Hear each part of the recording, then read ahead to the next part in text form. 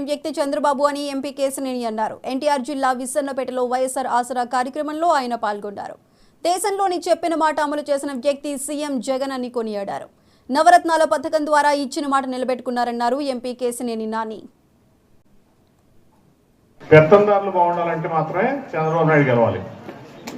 ఆయన గెలవలేడు, అది వేరే సంగతి. నేను చెప్పాను చాలాసార్లు. ఈ ఎలక్షన్ అవ్వగానే ఇదే ఆఖరి ఎలక్షన్ టీడీపీకి చంద్రబాబు నాయుడు గారికి. రేపు ఆయన ఇక్కడ ఇల్లు కూడా లేదు, విజయవాడలో కానీ గుంటూరులో కానీ ఈ ప్రాంతంలో ఎక్కడ కూడా ఆయనకి ఇల్లు లేదు. శుభ్రంగా ఏదో ఎవరో ఇచ్చిన ఇంట్లో ఉంటున్నాడు ఆయన తాళా వేసుకుని ఆయన సొంత రాష్ట్రం వెళ్ళిపోతాడు ఈ ఎలక్షన్ అవ్వగానే. ఎక్కడ ఆయన సొంత రాష్ట్రం? తెలంగాణ, హైదరాబాద్లో ఉంది ఆయన ఇల్లు. ఇక్కడ ఎక్కడా లేదు ఆయనకి.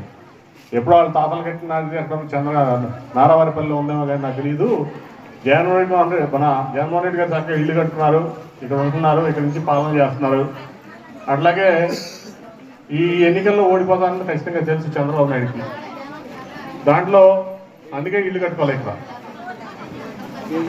ఈ ఎన్నికలు ఆఖరి ఎన్నికలు చంద్రబాబు నాయుడికి, ఆయన పనికి మాలిన బుద్ధి లేని కొడుకు లోకేష్కి ఈ చివరి ఎన్నికలు. టీడీపీ కూడా అంత పెద్ద ఎన్టీ రామారావు పెట్టిన పార్టీ. నాకు సోమదాస్కి చాలా బాధగా ఉంటుంది మాట చెప్పాలంటే కూడా. ఎందుకంటే సోమదాస్కి మరి ఆ రోజు నుంచి 30 ఏళ్ళు టీడీపీలో పనిచేశాడు. నేను ఒక దాదాపు 12-13 ఏళ్ళ నుంచి నేను ఎంపీగా ఉన్నాను. అంతకుముందు కొంత విజేసి ఉన్నాం.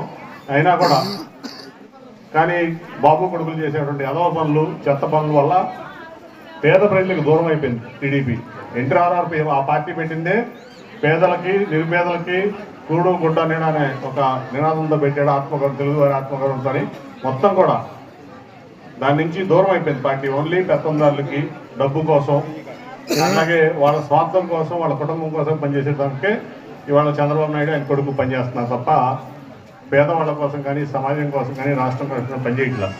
ఎందుకంటే మీరందరూ బాగుంటే ఈ రాష్ట్రం బాగుంటుందని భావించేటువంటి వ్యక్తి జగన్మోహన్ రెడ్డి గారు. చాలామంది అంటారు ఈనాడు పేపర్లోనో, జ్యోతి పేపర్లోనో, టీవీ5 న్యూస్లోనో అభివృద్ధి లేదని.